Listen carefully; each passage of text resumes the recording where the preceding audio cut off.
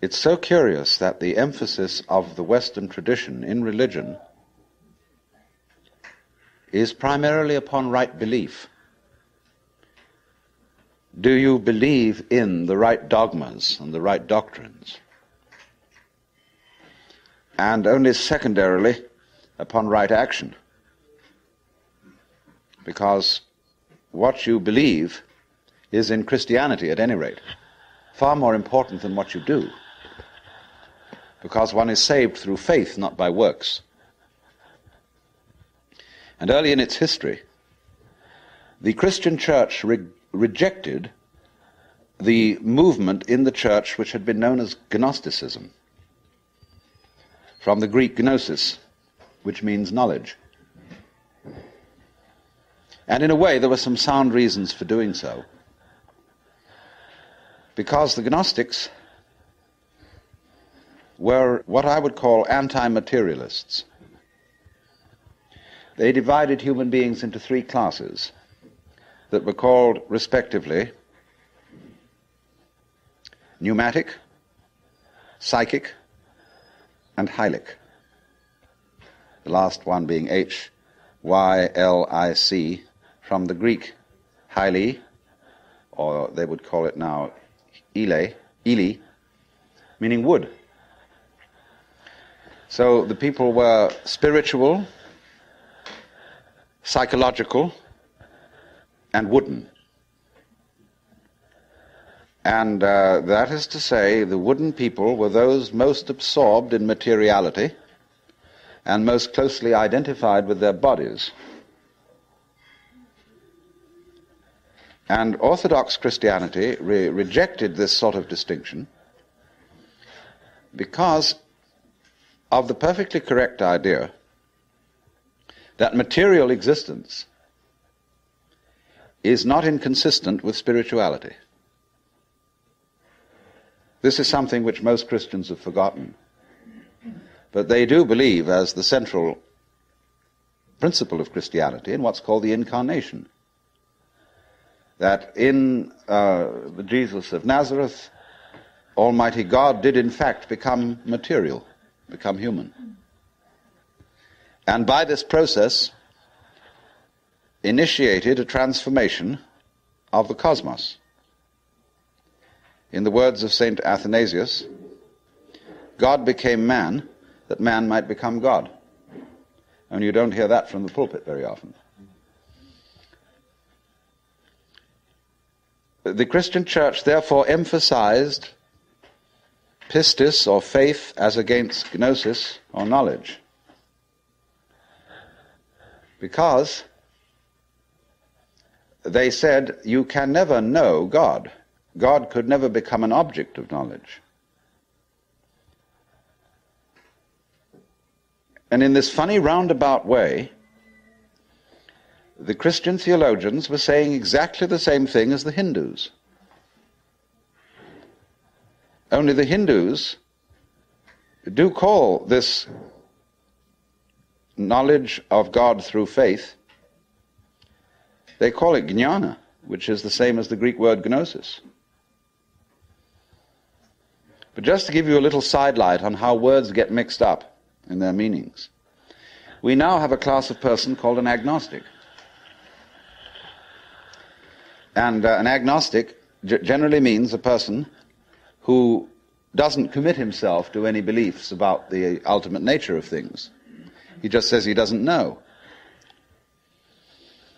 But the original word, agnosia in Greek, meant a special kind of knowledge. It was called the dark knowledge of God. The knowledge of God in the cloud of unknowing, to use the title of a mystical treatise written by an anonymous 14th century English monk. This monk derived his ideas from a very mysterious figure who wrote under the name of Dionysius the Areopagite. Dionysius was a 5th or 6th century Syrian monk who had learned his mysticism from Porphyry, who got it from Plotinus, who was a Neoplatonist, and who probably got a great deal of stimulation from the intellectual world of Alexandria. And Alexandria, in the early years of the Christian era, was a tremendous exchange place between East and West. Buddhist monks visited Alexandria. It was one of the great centers of trade between Rome and India. And as you may know, all Rome's gold eventually went to India for the purchase of pepper. And as a result of this, the Roman economy collapsed.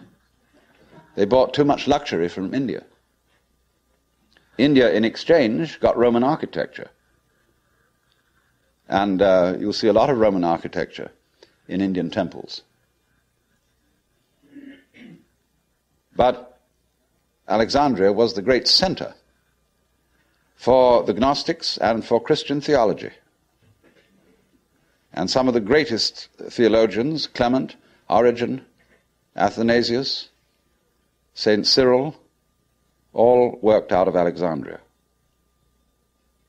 Well, now going back to this strange monk, Dionysius,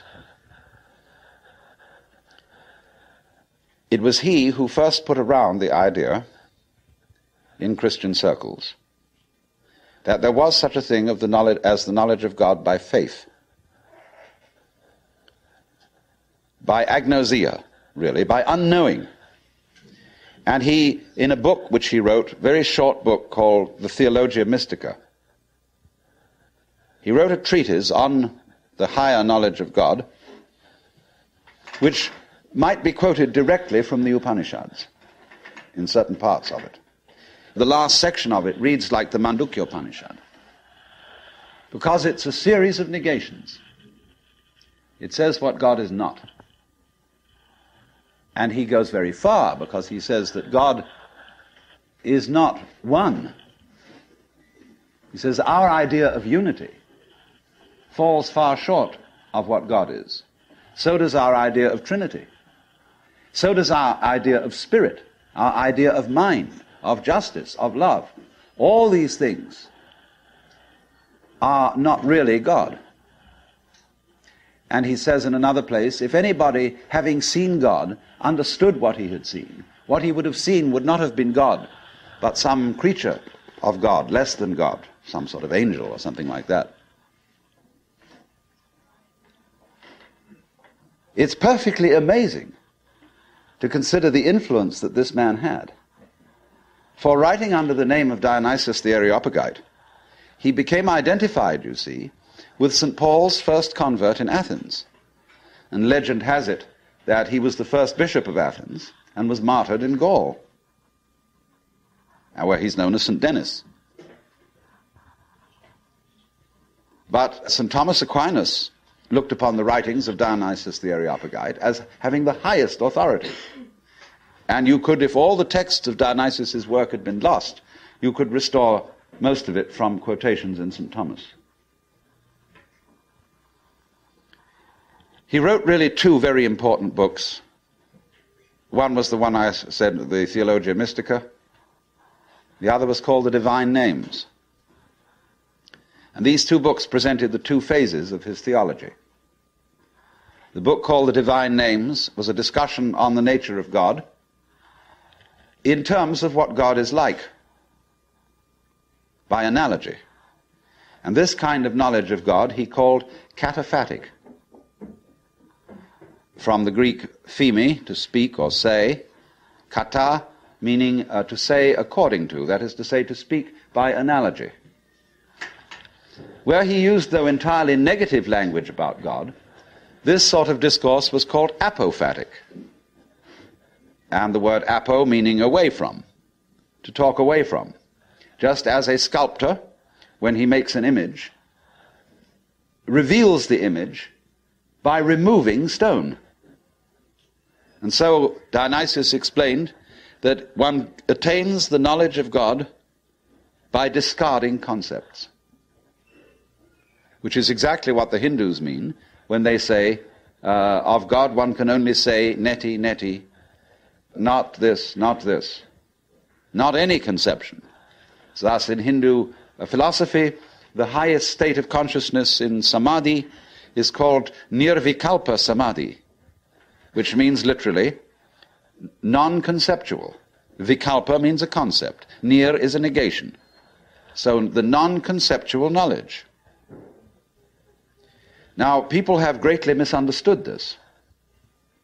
They have imagined that unknowing the state of the highest contemplation was the acquisition of a blank mind,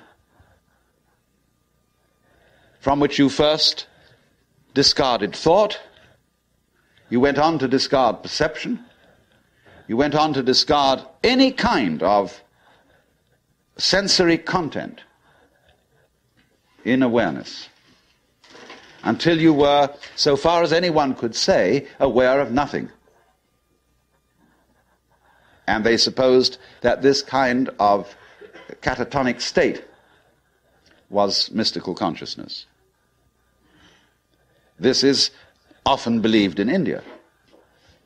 If you go to the Vedanta Society and ask, what do you mean by nirvikalpa samadhi, they will tell you that the one in that state has no consciousness whatsoever of the sensory world, that he is completely absorbed, as you sometimes see Hindu holy men sitting in a state where they are blind and deaf to everything going on around them. The founder of Chinese Zen,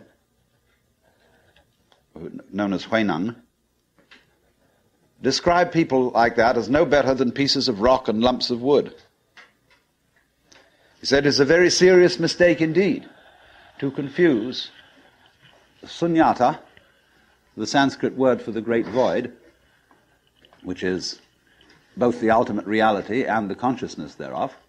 He said it's a great mistake to confuse it with nothingness. It is rather to be thought of as space, or like space, because space is not empty. It contains the whole universe. And so in the same way, the state of mind of a person who is truly enlightened is not empty. It contains everything. But like space, it is not stained by what it contains.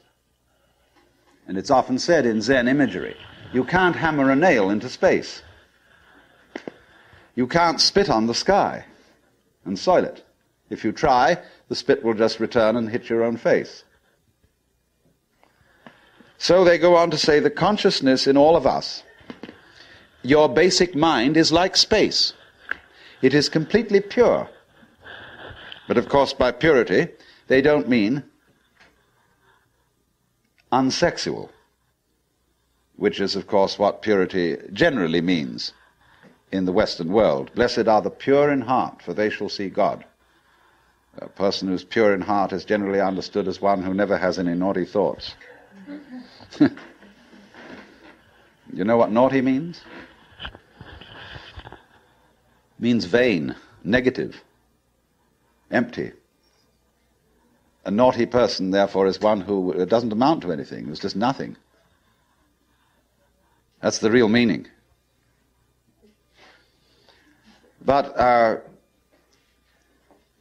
this misunderstanding of the nature of contemplation existed not only in India, from which it was transmitted to China, but also in the West.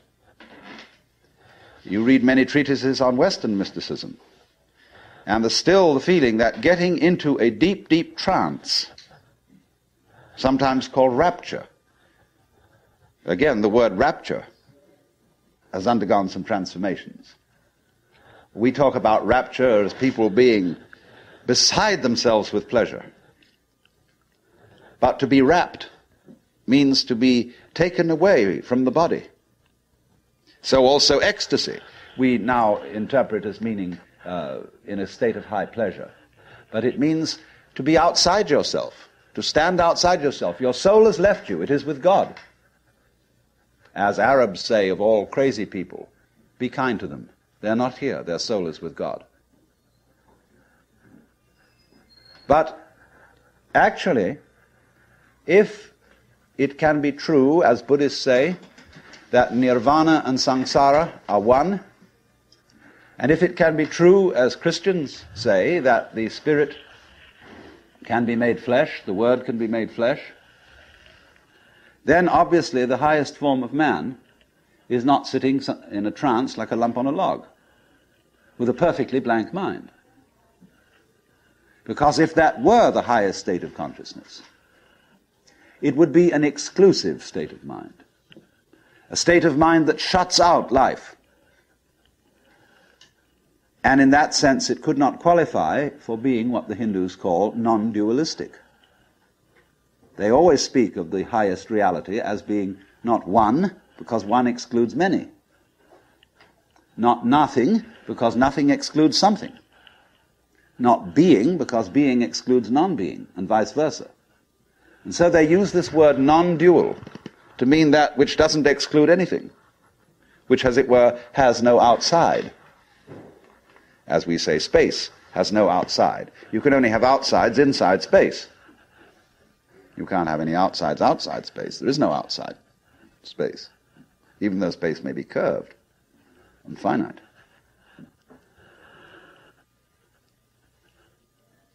So, if you want to think, incidentally, of that curved space, go and take a look at a photograph in the Life, a book on mathematics, where there's a picture of a Klein bottle, which is a three-dimensional Möbius strip. A Möbius strip, you know, is a piece of paper that is twisted once and then joined, and it has only one side and only one edge. Now, a Klein bottle is a three-dimensional Möbius strip, and it only has one inside. It has no outside. You can say it has an inside and no outside, or it has an outside and no inside. It's a fabulous little trick. But there's something like that would be the nature of space, as that which does indeed transcend the opposites. Not quite. No, we'd have to do one extra move on a serpent to make it into a Klein bottle. You'd have to tuck its head through the side of its skin and make the aperture through the mouth continuous with the inside of the serpent towards the tail, you see. That's more or less what a Klein bottle is. So, what I'm getting to, I'm giving you something out of the general history of religions to show that what has been meant by the mystical state, the state of samadhi or awakening in certain traditions, is not this state of trance, but a state of consciousness in which you can perfectly well carry on your daily affairs. And of course, what is meant by a bodhisattva as the ideal type of Buddhist person is that he is not wrapped, that he is actively engaged in the life of the world, because he has gone beyond the illusion that nirvana is to be found away from everyday life. So, what is then the point of meditation? Why meditate? Why do you have to crawl off into a hole, or go to a Zen monastery, or retire and be quiet, when this is only a withdrawal? Is there anything to be said for it? Well, meditation is, in that sense, as a practice, as a discipline, is a very curious problem. Because from one point of view it's a help, and from another point of view a hindrance. And I think we have to understand, first of all, that meditation exercises are medicinal rather than dietary. The same could be said of LSD. A medicine, not a diet. Something that is described in Zen as when you want to open a door, or summon someone to open the door for you, you pick up a brick and you knock on the door, but you don't carry the brick into the house. When you need a raft for crossing a stream, you cross the stream on the raft, but you leave the raft on the bank at the other side. You don't go carrying it around.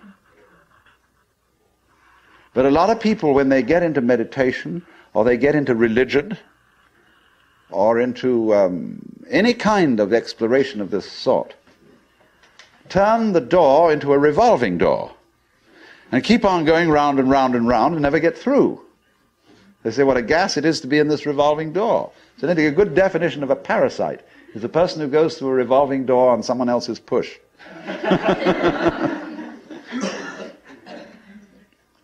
So there are all sorts of people in the religious racket who are going through revolving doors. And they're very bitter about people who walk right through and leave the door behind, because they say, well, you haven't paid enough respect. You must really understand religious one-upmanship. It's a tremendously important thing. And don't be caught out by this, because what happens is there's a little game going on, which I'm going to initiate you into. And it's played in Zen, which is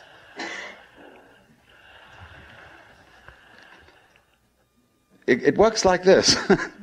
If you go to a teacher and ask for spiritual instruction, or even if you come to a seminar like this, you are, by doing that,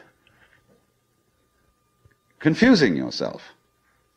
Because you are looking for what you're asking for outside, as if someone else could give it to you, as if you didn't have it. So the teacher knows that as long as you do that, you haven't understood. But he doesn't just tell you to go away.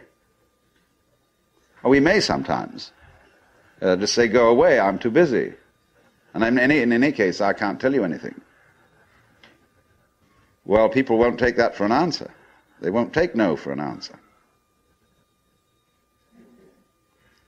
And furthermore, if he just said, go away, they would just find some other teacher who would exploit them and maybe keep them as followers for years and acquire a great deal of money by so doing. But what he does is another thing. He tries to give them the put down, as if to say, you have a great long distance to go yet. Your attainment is not at all perfect. And they're always talking about other sects and other schools and saying, well, they haven't really got the point, you see? So that you keep losing faith in yourself and feeling, my goodness, I haven't yet attained this thing. And that keeps you working. But all the time, you're being talked out. It's like someone who's a pickpocket and he's stolen your own watch and is selling it to you.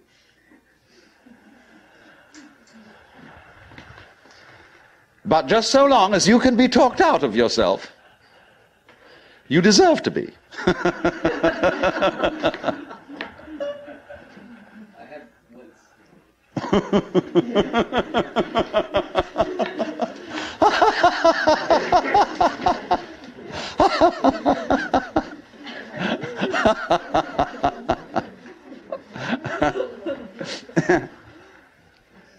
Now, you become very aware of this if you ever do momentarily slip into some sort of mystical experience.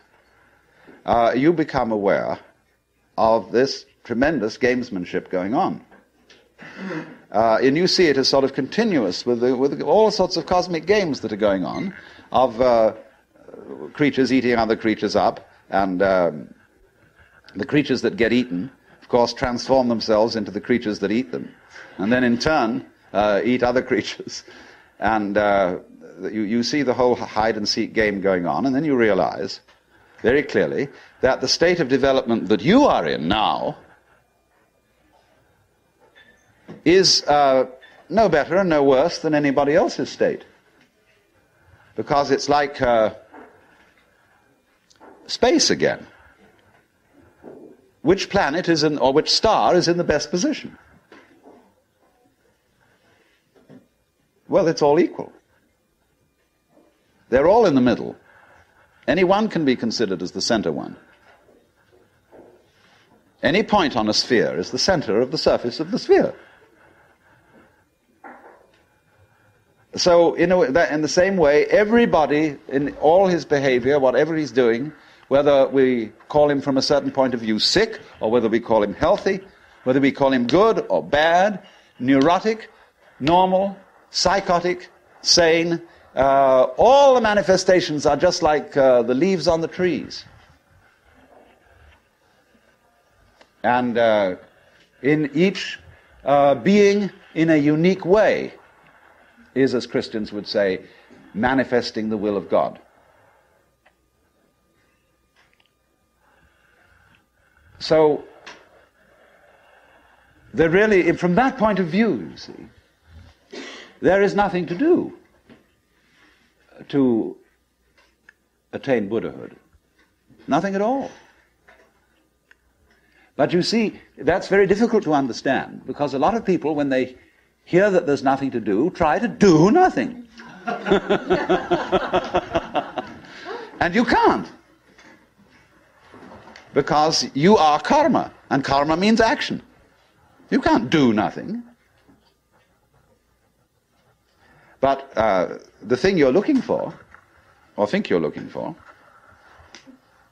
is what you're doing. Is what's called you. Only, of course, as we all know, we've got ourselves into the idea that oneself is so difficult to see. Because it's like, as I've often said, trying to bite your own teeth or look into your own eyes, and you can't find it. It's always behind. It's like your head is, from the optical point of view, a blank space. Neither light nor dark. It's right in the middle of everything. And so, one of the great tricks of gurus is to set people looking for their heads. There's a famous story of a king in India in ancient times called Yajnadatta. And one morning he woke up and reached out for his mirror and brought it over. No head. He was looking in the wrong side of the mirror. And you know, he was kind of bleary-eyed and had a hangover. So he summoned servants and said, "Ye gods, I've lost my head. Find it." And they said, "But Your Majesty, it's there on your shoulders." He said, "It is not. I can't see it in the mirror. Nobody can show me my head." So they were rushing all over the place, looking for the head. Now the trick to that is, of course, that you are perfectly well aware of your head, only not in a form in which you expect to be aware of it. You expect to be aware of your own head in the same way as you're aware of other people's heads. But that wouldn't be true of you, because you've got an inside view on your head. You have an outside view of other people's heads, because, of course, you're taking an inside point of view. But the way in which you are aware of your head is in terms of what you are seeing and hearing. Because all sights and all sounds are what the nerves inside your head are doing. That's how to be aware of one's head. You are aware, therefore, of yourself, the mysterious self that you have, in terms of experience. Because there isn't really any difference. But that always escapes people, you see. So perpetually, so long as you don't understand that, you can be talked into going on to all kinds of weird excursions. And just so long as you believe it, you're a sucker. You're hooked. And it takes a tremendous inner confidence and nerve finally to say, "Hey, don't pull that stunt on me anymore. I see through your game." And because gurus are very clever at putting you down. But they're just trying to see how strong you are. Testing you out. See if they can hoodwink you. So long as they can, you see, they're going to go on doing it, because they're going to get you to the point where they can't do it to you anymore. Then they're a graduate. And so one of Rinzai's students, after he saw through it, said, well, there wasn't much in Rinzai's Buddhism after all. Of course there wasn't. He said boldly and straight out, my teaching is just like using an empty fist to deceive a child. You know, when you play games with a child and pretend you've got something here, and the child goes into all kinds of tizzy to get you to open your hand and show what it is, and then there's nothing. Fooled. So you can be fooled, as long as you can be fooled. When you can't be fooled, you don't ask the question anymore, because it's all become clear. It's all become clear that there is no puzzle about this universe. What makes you think there are puzzles about this universe? Very simple reason. You're trying to explain it. And when you explain things, what do you mean by explanation? There are several meanings of explanation. There's really one basic meaning. But first of all, to be able to translate what is happening into terms of words or numbers. In other words, to describe. But a real explanation is not just a description. It's a description which enables us to control what we are describing. But didn't we see in the last session that to control the world is not really what we want to do?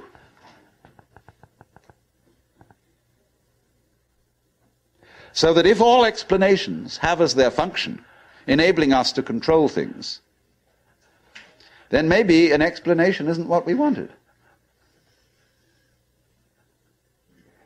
And furthermore, you can very simply see that what makes things complicated is explaining them.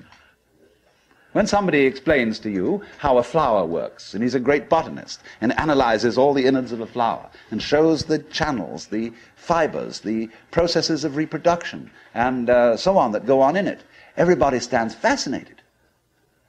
Say, how complicated that is. How clever God must have been to create that flower, to have all that complexity going. It isn't complicated at all. It's only complicated when you start thinking about it.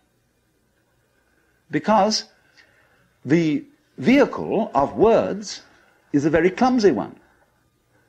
And when you try to talk about the processes of nature, what is complicated is not the processes of nature, but trying to put them into words.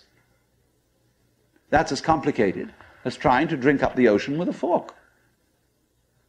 It takes forever. And so this intense complexity that we see in everything is created by our attempt to analyze it all. And so what we do is, you see, when we analyze, we use our eyes and ears as scalpels. And we dissect everything. And we have to put a label on every piece we chop off. And so we scalpelize, and we get it right down to atoms, getting finer and finer, and we suddenly thought, well, we got to the end of it, because the word atom means what is not cuttable. Atomos. But then we found we could cut the atom. And lo and behold, big fleas had little fleas upon their backs to bite them. And it goes on forever. There is no end to the minuteness which you can unveil through physical investigation. For the simple reason that the investigation itself is what is chopping things into pieces. And the sharper you can sharpen your knife, the finer you can cut it. And the knife of the intellect is very sharp indeed. And the sophisticated instruments that we can now make, there's probably no limit to it. But in a way, all that is vain knowledge. In a way. Because you see, what it does is, it gives you the illusion that you've solved your problems. When you have controlled certain things, and you have solved certain problems, practical problems, you say, fine, more of that, please.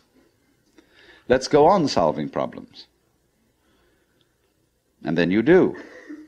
And you create a world of people, as we are today, far more comfortable than people who lived in the 19th century. Just remember the troubles of going to a dentist when you were children, or some of you when you were children, of medicine, of badly heated homes, of all sorts of things that we don't put up with anymore. But the problem is we keep running into this thing that all constant stimulations of consciousness become unconscious. And when we take it as a matter of course to have certain comforts, then we switch the level on which we worry. When you solve a whole set of problems, people find new ones to worry about. And after a while, you begin to get that haven't we been here before feeling. Aren't we just going round on a cycle and doing the same old thing over and over and over again because we don't realize that we're chasing our own tails?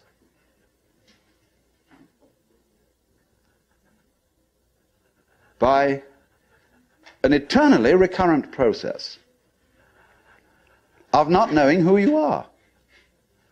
That is the hide and seek. That is the nature of what the Hindus call the Manvantara and the Pralaya, the period of the Manvantara in which the worlds are manifested, and the period of the Pralaya in which the worlds are withdrawn from manifestation. In and out, in and out. Evermore came out by the same door as in I went. And the thing is to get to the point where you can see that you are doing that in every moment of your existence, with every tiny little atom of your body. You now, at this minute, you see, are the whole system of inning and outing. In other words, you often think perhaps, maybe a long, long time ahead, I shall reach the point where I wake up from manifestation and overcome the world illusion and discover that I am the supreme reality behind all this diversification. My friends, there is no diversification.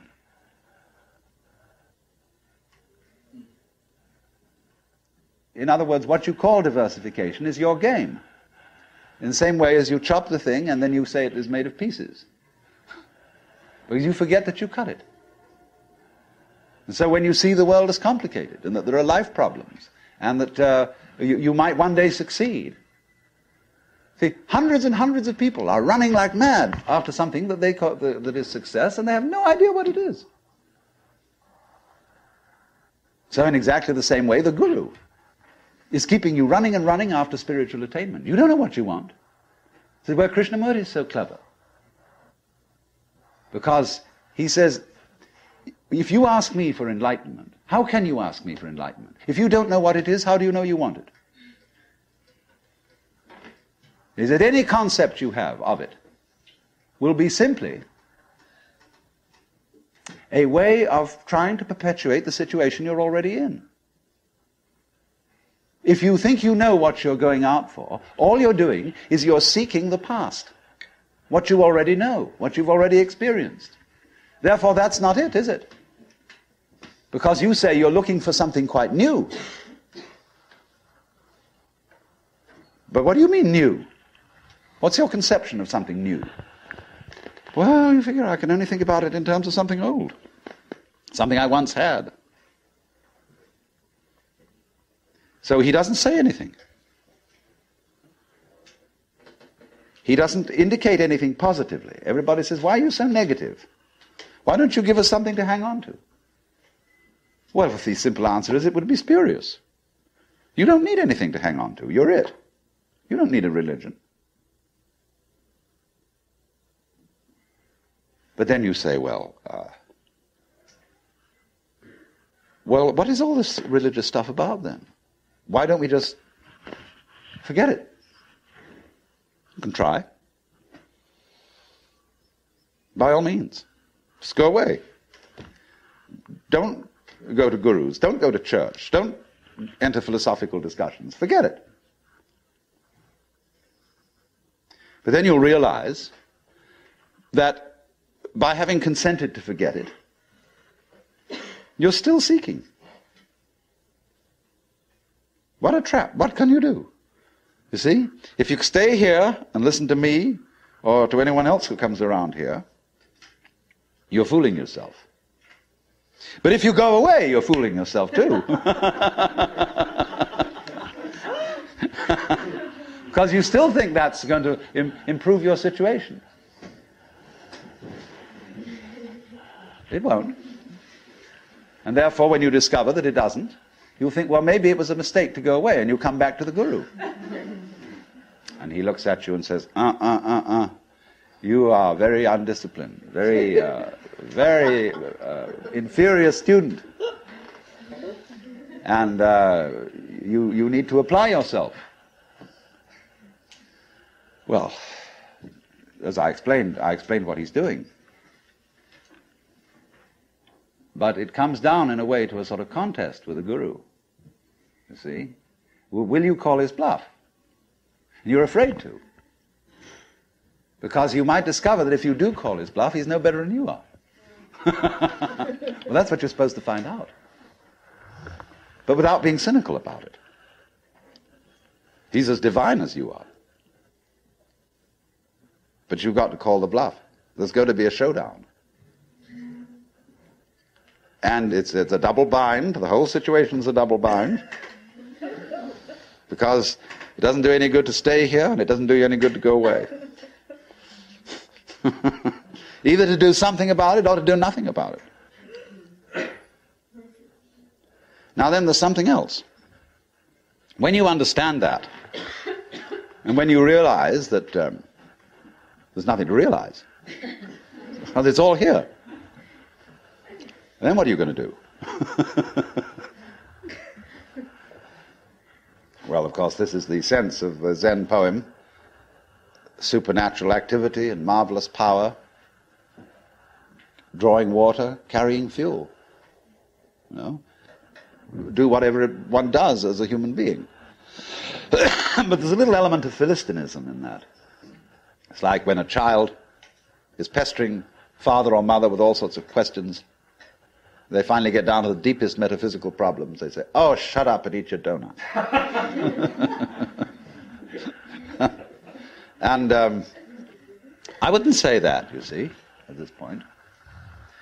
Because life, as one looks at it, you see, is in fact a celebration of itself. When you look out at night at the stars and you really wonder, good God, what is all that about? Well, it's a firework display. And it's celebrating High Holy Day. It's whoopee. And the whole world is whoopee. It's a kind of exuberance. And therefore the proper function of religion is digging this. It's not seeking. It's not seeking anything, but is, in a way, thanksgiving. That's why, of course, the Christians were right in calling the Mass the Eucharist, the thanksgiving. Only they had such a complicated way of thinking about it that nobody could understand it. So there, in religion, all religious exercises, whether they are meditative or whether they are ritualistic, are whoopee. They are not something you do in order to attain anything. They are like art forms, like dancing. They are expressive of attainment, of the attainless attainment. So here's another hang-up for you. When you go to Mr. Suzuki, who runs the Zen Center, he's a good disciple of Dogen, who brought Zen, a certain school of Zen to Japan in the 13th century. Dogen said, you can't sit and meditate unless you're already a Buddha. In which case, why meditate? Well, meditation is just the way a Buddha sits. And he called this sitting just to sit, not to attain enlightenment. Because the minute you do that, you see, you're not meditating.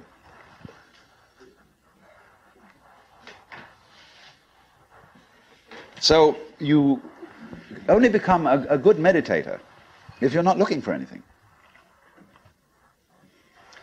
And therefore, you realize what a great thing it is to be able to sit. And what a great thing it is not to dissect the world with your analytical intellect.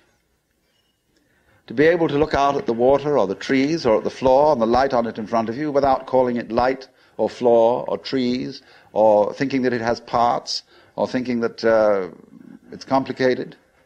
It isn't.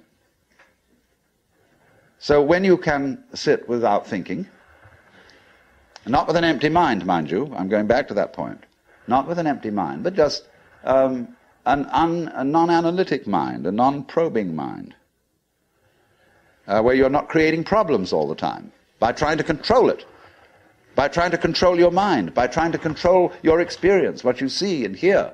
You then just simply discover that there is no way of controlling what you're experiencing, because what you're experiencing is you.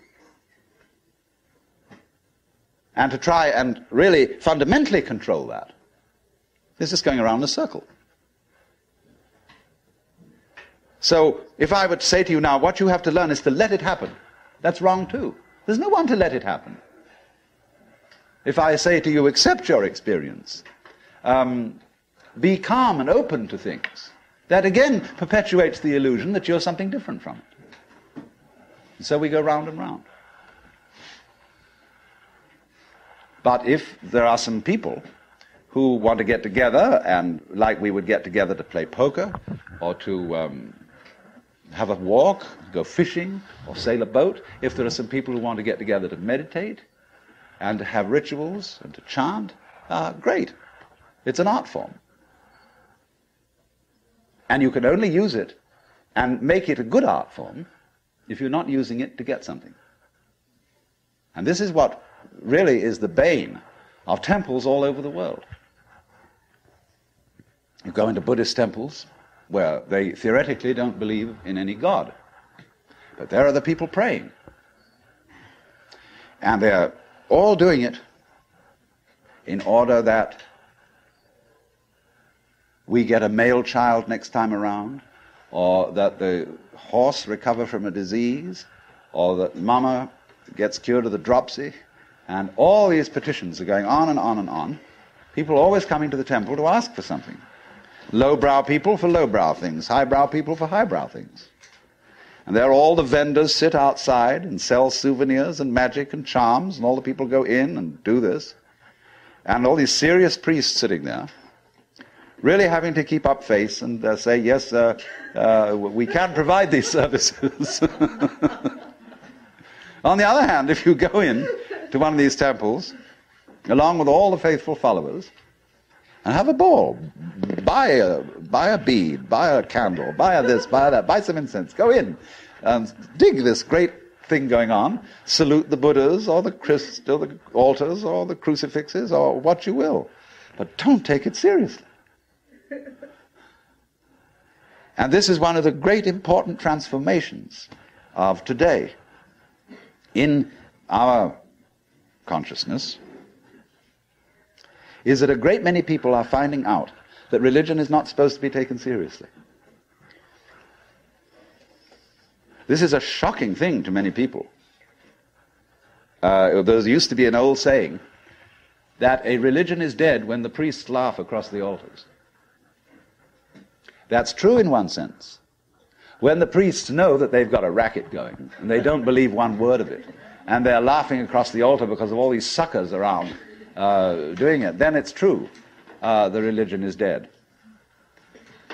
But when the priests laugh at the altars, because they're having such fun, because this whole scene is so beautiful, well, it's the difference between some stuffy old Buddhist priest humming a sutra and Allen Ginsberg chanting a sutra. That's a thing to hear. Because there's people going, they go on for interminably, it's a bore. They're sick of it. But they get paid for it. This is magical. But when Allen Ginsberg chants the sutra, everybody gets in a circle and he gets these little bells, and they get going. It's just like a jam session, where everybody is absolutely delighted. Well, that's the way to do it. And if you can't do it that way, forget it.